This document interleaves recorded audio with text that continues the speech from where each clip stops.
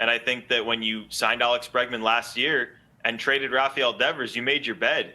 Like, you knew exactly what you were getting yourself into, and it just shouldn't be looked at as a bad thing. I mean, this guy was the undisputed leader of the team. He was one of the best players on the team start to finish, and now he's a free agent, and your potential replacement free agent options are coming off the board little by little, but the two best ones are now off the board. So yeah, if you're the Red Sox, you better get ready to pay this guy, because if you thought the reaction was bad when they missed out on Pete Alonso, just you wait until Alex Bregman gets away. That's when it gets bad.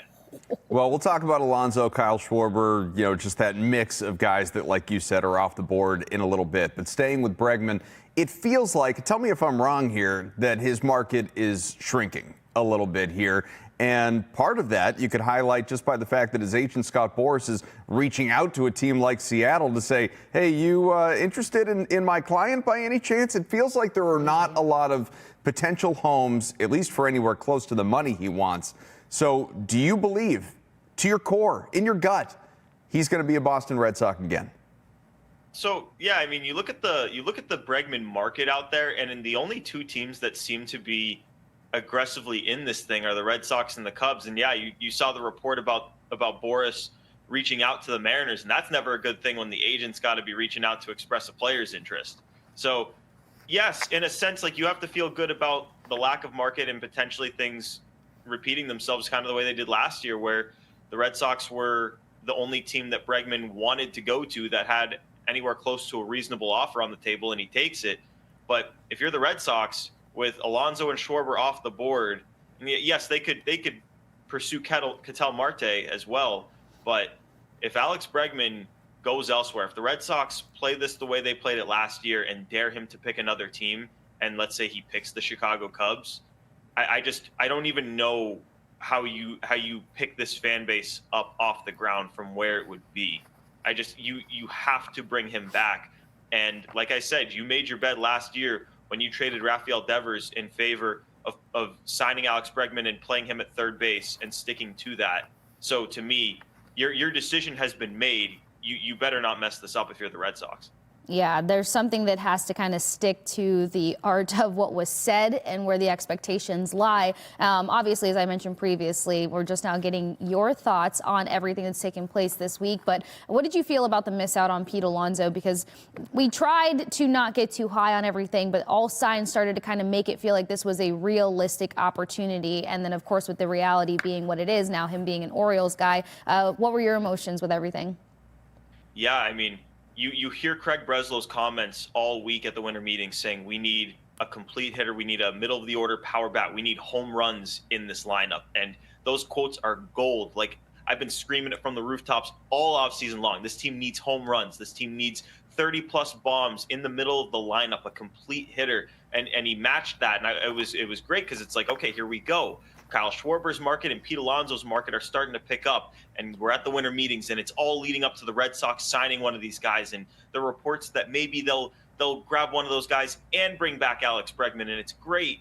And then Schwarber goes back to the Phillies, which wasn't unexpected. I think we all thought that was the most likely outcome, but that was okay because Pete Alonso was still on the board, and the Red Sox were going to meet with Pete Alonso, and it looked like the Mets weren't going to give a big offer, so it felt like maybe this one would fall right into the Red Sox lap. And then you get that breaking news notification from Jeff Passan that he's going to the Orioles. And all of a sudden, the visions I had for the offseason where they get two premier bats, one of which is a first base DH type, those go out the window when you miss out on both Kyle Schwarber and Pete Alonso. And so hearing Craig Breslow's quotes about what they were prioritizing and then seeing them miss out the way they did, and to who they did, the Baltimore Orioles, a smaller market than you in your division, at a price that I think going into the offseason, all of us would have thought was completely reasonable. I thought it was brutal that they missed out on him at that price. Nat, I'm sure you saw poor Will Fleming, one of the play-by-play guys of this team, had a little crash out on Twitter. He had said that this team, 48 hours, you're going to be smiling. Fans are going to be smiling, and then didn't like the vitriol he received and basically quit Twitter. Red Sox Doug says we are now 49 hours in from Will Fleming saying Red Sox fans would be smiling. I can promise you we're 49 hours in. I do not have a smile on my face. So let me ask you, pathway to a successful offseason. It's still mid-December. There's still a lot of guys out there available, free agency or trade.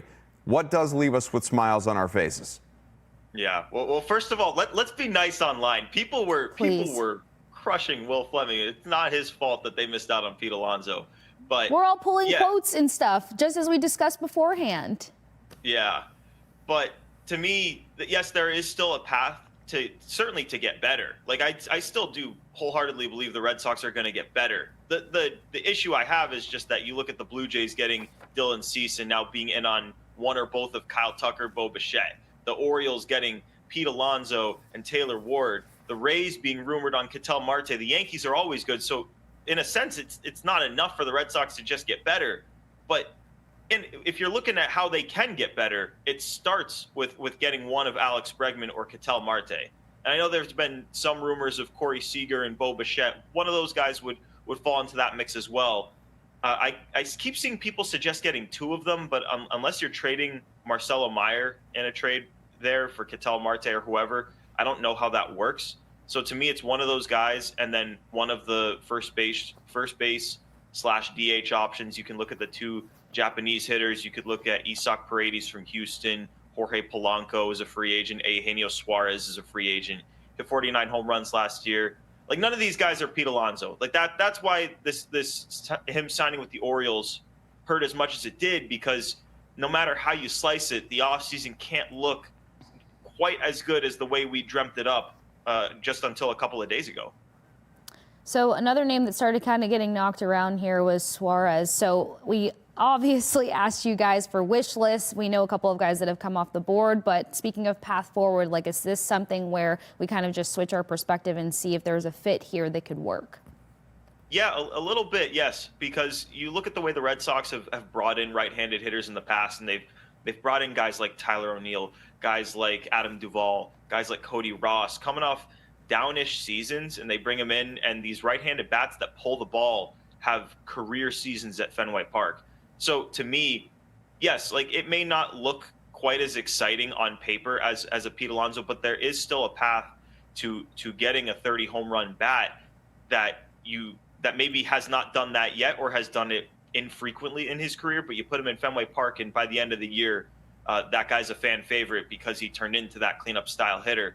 But that involves some risk on the Red Sox part. Like, when you bring in a guy that hasn't done it consistently, you can't count on it. So there is a good chance that they go into the season not knowing if they're going to have that kind of power bat in the middle of the lineup, and they're just going to have to trust their evaluation and trust their coaching and development.